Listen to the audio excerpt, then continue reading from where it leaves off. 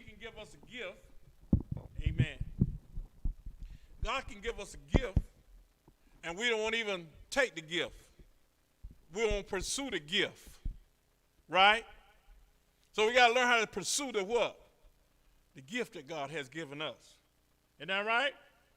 So we got to be a person of value. A person of what? Person of value. And you got to learn how to pursue the value. You got to learn how to pursue it. Then also, you always going to have adversaries. You always going to have what? Adversaries. You always going to have somebody to try to stop you. No matter how good you are, no matter what you do, you're going to have people that's going to do what? They're going to try to stop you. So you got to be wise enough to know that these people are trying to stop me. And I tell you all the time, and I'll say it again, you don't have a lot of friends. Listen to me good. You don't have a lot of friends. You got more enemies than you'll ever have friends. Enemies are like fleas on a dog. They're all over him. And if you don't get somebody to get them off of him, they'll kill him. Are you listening? You don't have a lot of friends. You just have a lot of enemies. You might, in your lifetime, you might get 2 or 3 friends in your what? In your lifetime. So let's do a review over what we just talked about. First of all, he said, to everything there is a season and a time for every purpose under the heavens. So there's a season, there's a time. I can't control time. I can't control season.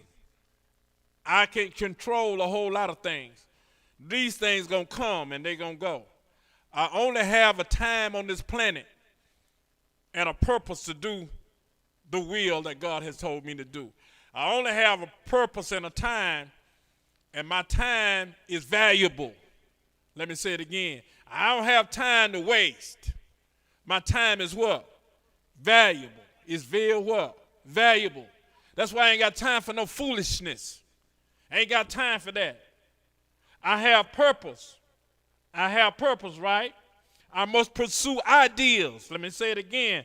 I must pursue ideas. If I pursue ideas, then I won't have to pursue money because my ideas will make me rich. I must create my own work. I must create my own work. If I got a job, that's good, but I need to work on my gift. I need to work on the thing that I am compassionate about. What are your passion? What are your passion is?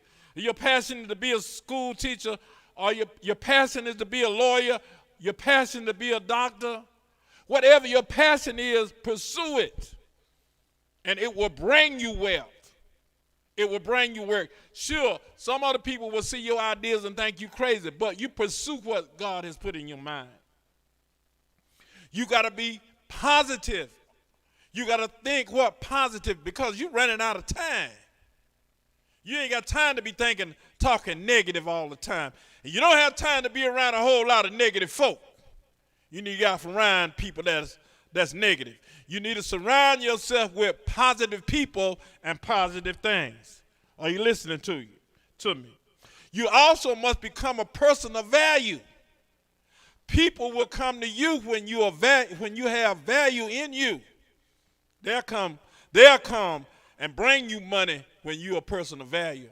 A doctor is a person of value. A lawyer is a person of value. A teacher is a person of value. People will come to you when you're a person of value. I said it again. If it's an apple tree and the tree produces fruit, the tree can't move. But the tree is valuable to you. Why? Because it's producing fruit. So what you're going to do is you're going to stop and you're going to go after that fruit, right?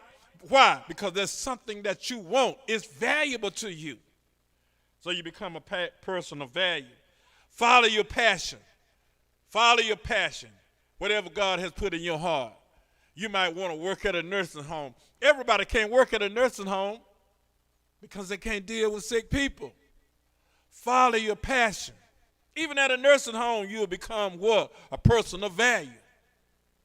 Even on wherever your job is, and if that job is a job and you feel comfortable with it, you enjoy doing it, that job does not, it's not work.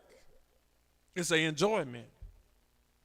Follow your passion, right? And then, as I was saying earlier, you're always going to have an adversary. There's always going to be somebody out there trying to do what? Trying to stop you. No matter what you do, you're going to find what? People that what? Try to stop you. And follow your purpose. God has given all us what? Purpose. And as I said earlier, there is a season and a time for everything. There's a time and a season for everything. Let me say it again. Don't worry about no presidents and kings and stuff. Death is in time. Am I right? Everybody gonna die in time. So a person can live and be a wicked person for a certain amount of what? Time. This is what God did. Stay with me. God put a seed in all of us. We have a time here. And after a time, our seed began to grow and replace us. You got a son and a daughter. Guess what? God knew that you weren't going to live forever. Not in time, not in the flesh. He knew you were going to die. So he put a seed in you to replace you. When you die, your son and your daughter will replace you. Apple tree has apples on it, right? The apples fall on the ground. And sometimes you can go by and you'll see a whole lot of little trees around the apple tree. Because the apple tree knows that sooner or later time will take him out. And those little plants that's laying around the apple tree become the apple tree. They become. Sooner or later the big tree will fall over and die. And then you'll see the little sprouts come back up and it keep it going. God put that purposely in all of us. All of us got a seed in us. When we'll get old and die, our children take our place. And their children take their place. And their children take their place. Pursue your ideas. Pursue your purpose. Are you listening to me? Because you only have a certain amount of time on the planet. If you go to the funeral home, you'll see a lot of dead folk. If you go to the graveyard, you will see that a person died from 1955 to 2000, whatever, and you'll see a dash in between there. And that dash represented the time they was on the planet. Now, when you look at the graveyard, and I say this other day, and a lot of people might not agree with me, but the valuable place there is on the planet is the graveyard. It has more value than any place on the planet.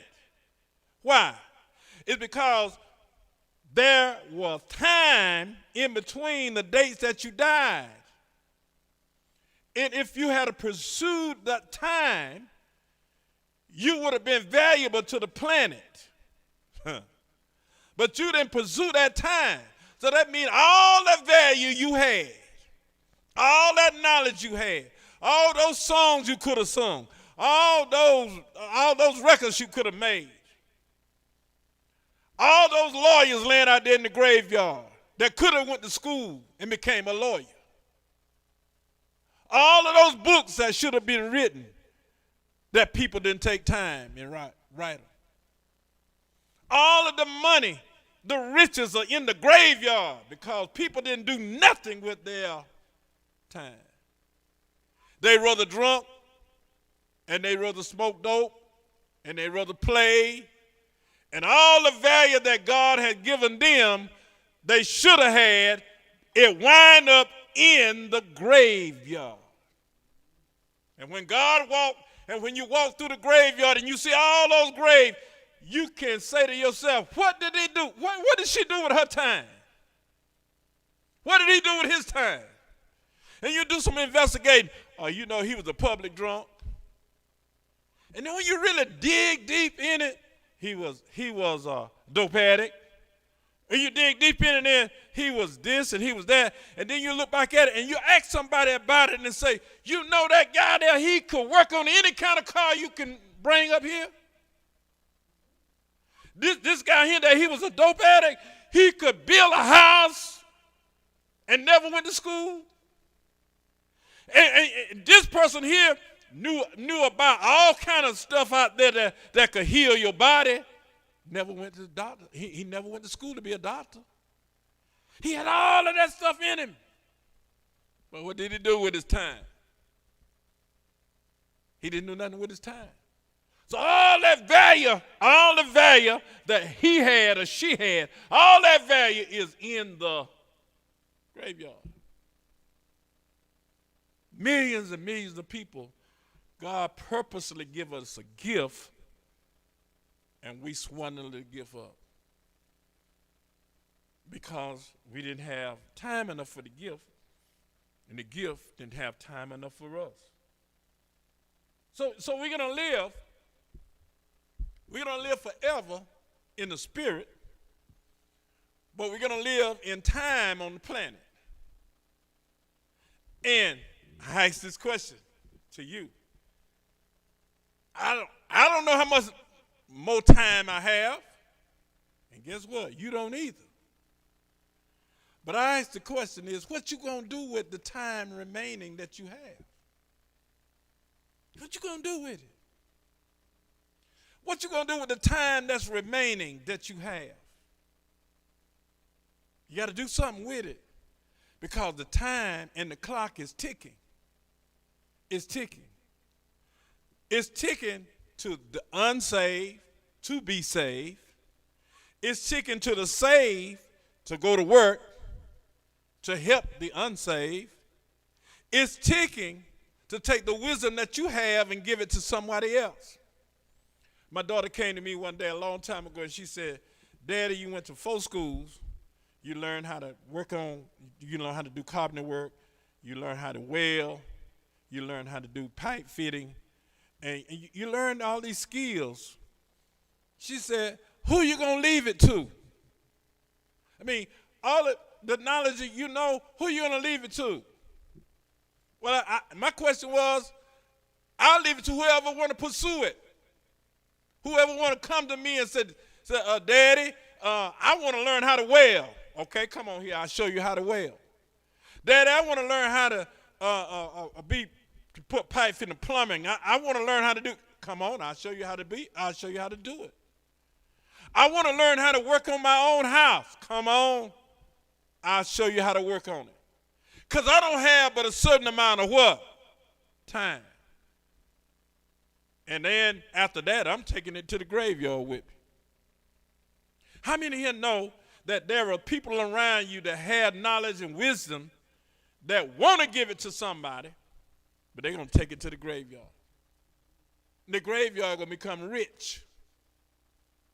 The graveyard is rich because the knowledge that you have, you don't pass it on to nobody, and you take it to the what? You take it to the graveyard. And the graveyard consumes it. And when God walks through the graveyard, he'll say, look at all this valuable stuff. All this valuable work is laying here. He didn't pass it on to what? Nobody. Ecclesiastes chapter 3, verse 1 said, to everything there is a season, and there's a time for everything under the heaven. There is a season and a time. There will be a time in your life when you will be popular. Let me put a little something in it. There will be a time when you fine. And everybody whistling at you. There will be a time when you handsome and all the ladies saying, ooh, man. But then there's going to be a time saying, look at that old man. Look at that old woman. I believe they were fine when they were young. Because your time has what? Passed. and gone. And if you don't do nothing with your time, guess what? The clock is ticking every day. If you don't believe it, look in the mirror. You're not 15 years no more. You're not 15 years old no more. You're not 18 no more. You're not 20 no more. You're not 30 no more. You're not 40. You're not 50 no more. Your time is winding up.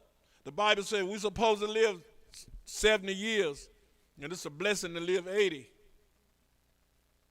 So if you live 70 years, you must ask yourself, what did I do with my 70 years? You're going to be like Methuselah, lived. There's the only thing they know about Methuselah, he lived a long time. There are people, listen, there are people don't live long. 30 years. Jesus Christ only lived about 33 years, but he impacted the whole world. There are people don't live but 10 years and impact the whole world. There are people live to be 80 years and you don't even know what they did. What did they do? Is it in Cochran, Georgia, where somebody could say that you lived here and there was something that you did in Cochran? Or will they say that I don't remember nothing they did? Fight about it, they don't know your name. So these things are time that God has given us.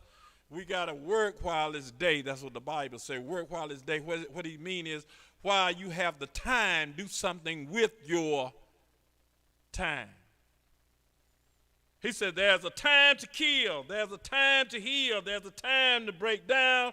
There's a time to build up. We got those times, and it's running. The clock is running fast. If you don't believe it, leave Dublin, leave Cochran, come back in 5 years, and you'll find that there's a difference between the time you left and the time you came back. If the water is running over a mountain, and you go to that mountain and you see that beautiful water, clear water running over that mountain, come back in 10 years, there will be a change. The water will cut a hole, a cut into that mountain, and it changes. Everything on the planet changes. It changes. Just look at yourself and look in the mirror and see that haven't you changed? Everything changed. There's a tree out there in the middle of the forest. It just failed. There's nobody there. Nobody heard it fall. Nobody even knows that it fell. That it failed. But it did fail. Why? Because whether you was there, whether we saw it or not, whether you heard it or not, it still failed. And when you go in the forest and you see the young trees coming up, you know that there was a big tree there one day, because all these little trees coming from somewhere. Where did they come from? They came from the seed of the big tree. We have been on this planet millions of years. Lives have come and they have gone. And this earth is still turning. Let me bring it home to you. You are sitting there right now. And I'm standing here right now. The earth is spinning right now. It's not still. To you and to me, we think the earth is still. We sitting here saying, ain't nothing moved. The chairs ain't moved. When you go out the door, your car's still in one place. But the earth is turning around. Isn't it? It's going around in a circle.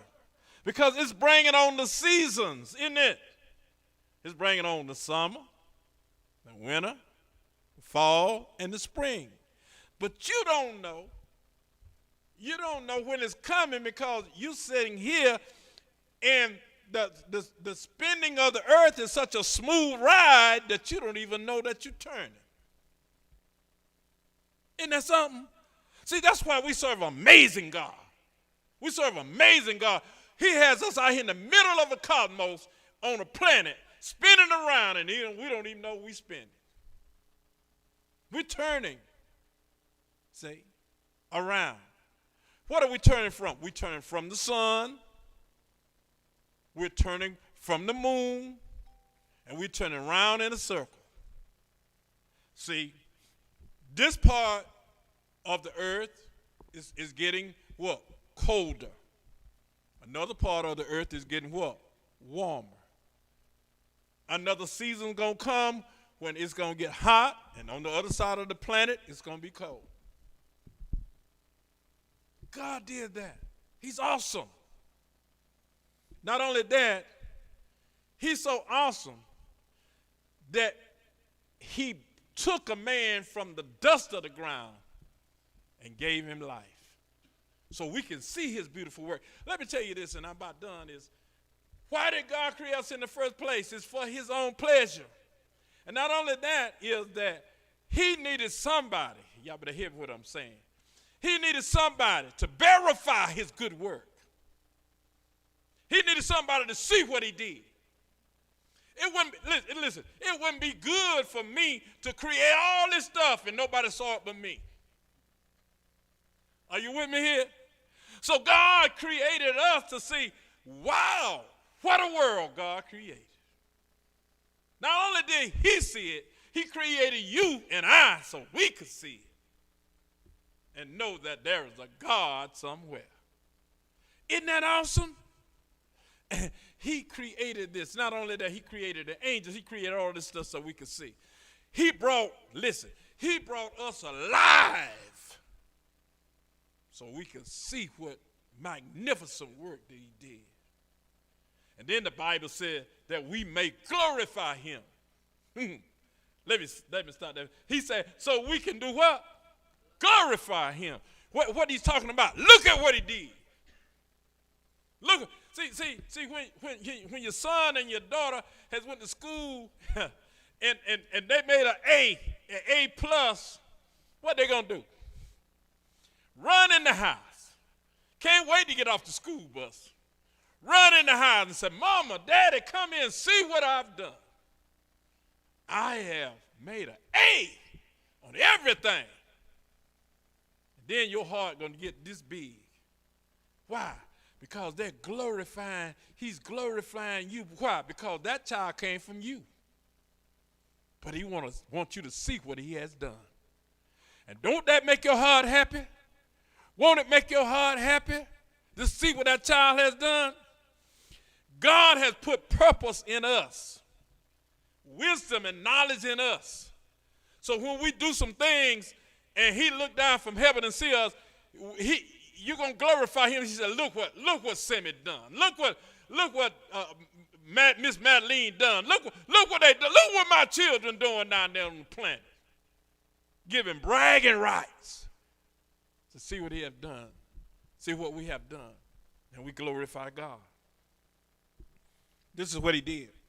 He put us in time so we could work out our stuff. If we fail, we got a chance to correct it. If we do wrong, we got a chance to correct it. If he put us in the beginning, if he put all of us in what? In everlasting, if he put us in it for everlasting, that means that whatever I did, it's going to last for what? Forever. So God took me out of eternity. Stay with me. He took me out of eternity and put me in time. So if I messed up in time, I got time to straighten it up. But if he put me in eternity, whatever I did will stay in what? Eternity. So he took me out of eternity and put me in time because he knew that I was going to mess up. So guess what? Now, since I messed up, I had time to do what? Straighten it up. So now, when I get ready to leave this place, and I will leave, and you and I all going to leave because one day somebody going to report that Reverend Walker died, and they're going to report that you died. It's coming, isn't it? Because death is in time, isn't it? See, if death is in time, time will bring death to all of us. There ain't nobody thinking about, I'm going to live forever. I ain't going to die. You going to die. To the evil folk, to the negative folk, to the folk that trying to destroy your life, sooner or later, death will get them. You ain't got to get them. Death to get them. See? That's why God said, whatsoever things are lovely, whatsoever things are pure, whatsoever things are just. And he said, if there be any virtue, if there be any praise, think on these things. He wants you to have a mind to think on things that are lovely, beautiful. He wants you to have that kind of mind. Listen, you don't have to plant flowers for the earth to be beautiful. You don't have to plant no trees. You don't have to plant nothing for this earth to be beautiful. You can get in your car right now, drive anywhere. You'll see wildflowers.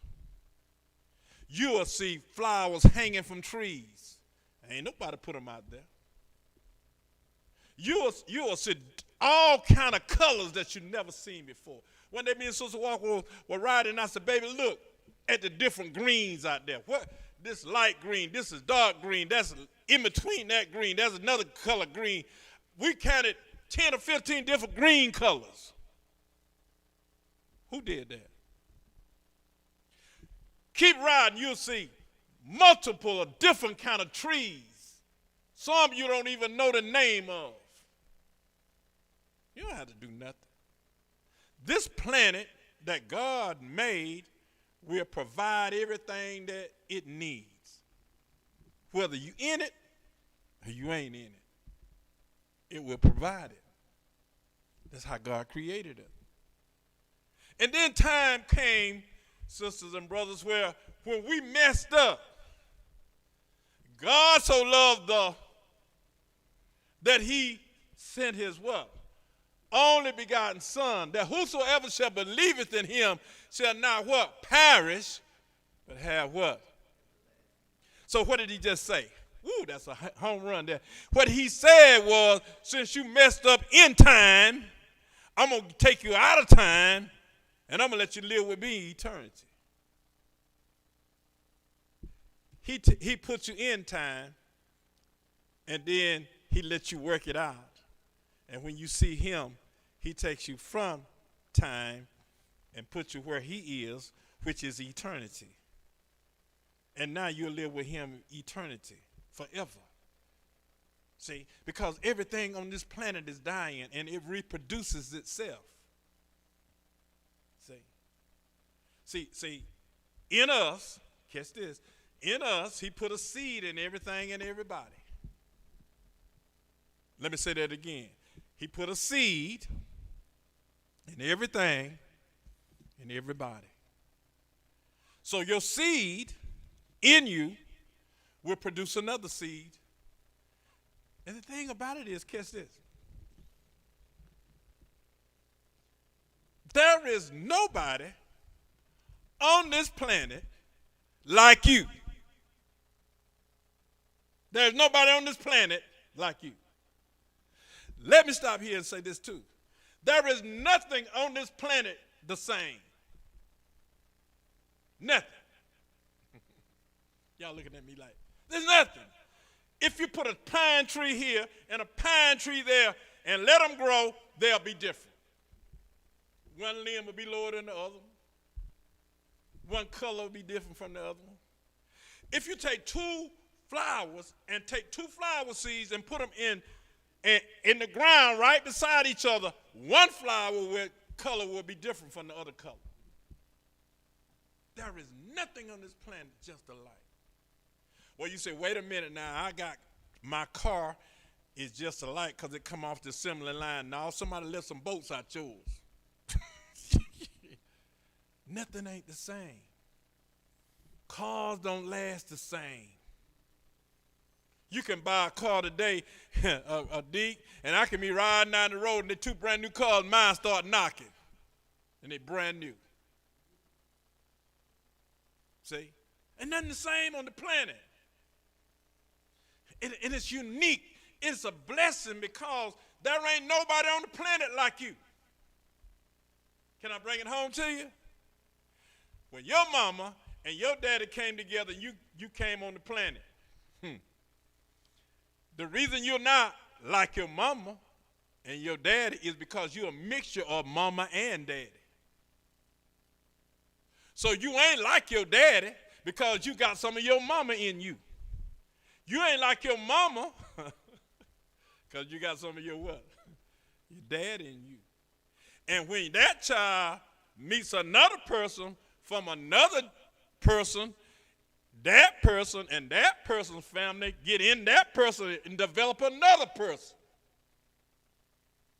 Although they have a little bit of Walker in them, a little bit of Lois in them. Now, Lois's daughter is going to marry some other man. That child going to have some of them folks in them. And they're going to have some of my folks in them. They done created another different person. Nobody on this planet is the what? Is the same. Catch this, and I'm about done. Don't ever try to judge people about how you and your life is, because they're different from you. So you can't make your daughter be you, although we try. But you can't make your son be you, can you? He has his own what? He has his own mind. Well, this boy, I went to school to be a doctor. He going to be a doctor. I mean that. No. He might be a musician. He might be a basketball player. You don't know what's in him. Let that child develop what? His own, who he is. Because you don't know who he's going to be. Because there's nobody on this planet, what? Just alike. See? If my son walked in here right now and he stood here beside me, he looked like me. They'll say he looked like, he said, that boy that look just like us. But as soon as he start talking to you, you'll see he ain't none of me.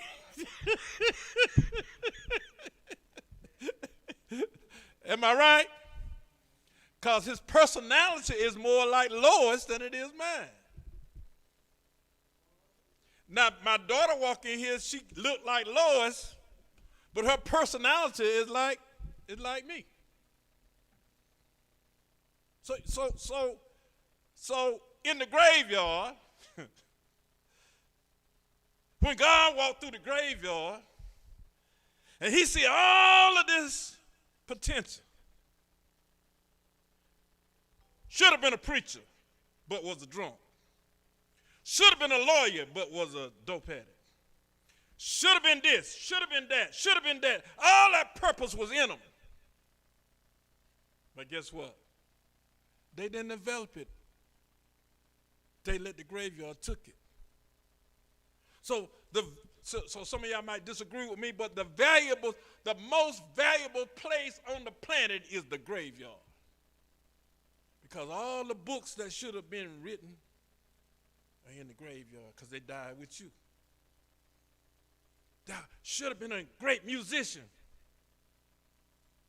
but he's in the graveyard. Should have been a singer, can sing, will sing, but it's in the graveyard because they never developed it. They never pursued it. This is what God has given us. I'm going to say this and I'll be done. We get ready for the next service. He put purpose in us. He put a gift in all of us. And we have to develop what he put in us. If we don't develop it, it dies with us. Listen, what you have passion for is you got purpose for. Catch this. If you have a passion for it, that's your purpose. Everybody can't work in the nursing home. There's some folk love to work in the nursing home.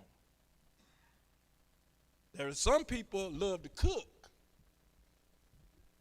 Some people can't cook. But if you have passion for it, and you may start off can't cook, but you got a passion for it, guess what's going to happen? You're going to pursue it. You're going to keep on trying. Keep on trying until your soup tastes like something nobody never heard of before. I ain't talking about bad, I'm talking about good. You come up with a recipe that, where this come from? Why? Because you kept working at it. You kept working at it. You put a little bit more of this and a little bit more. You kept dealing with it. And so sooner or later, you come up with the ultimate soup, and now you're a millionaire. Because you had a passion for it, and you didn't give up on it. How many know God ain't give up on you? Are you listening to me? I did 30-something years at the chalk mine. Hated every day. When I went to go across the tracks to go to the chalk mine, my heart started beating fast. That looked like I'm going to DTs.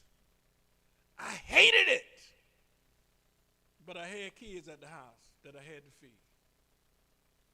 This is what happened to me, and I'm done.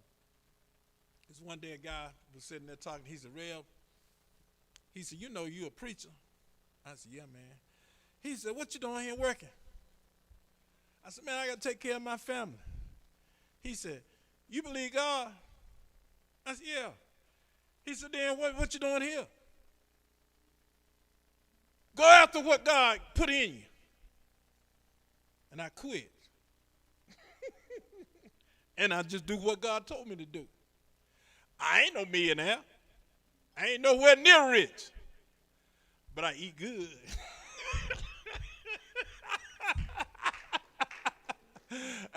I got a house. I got a car. I got the same thing I would have had if I'd have stayed there. God took care of me. Whatever passion you have, go after it. Go after it, and God, you'd be surprised where God will take you. Are you listening? Come on, y'all.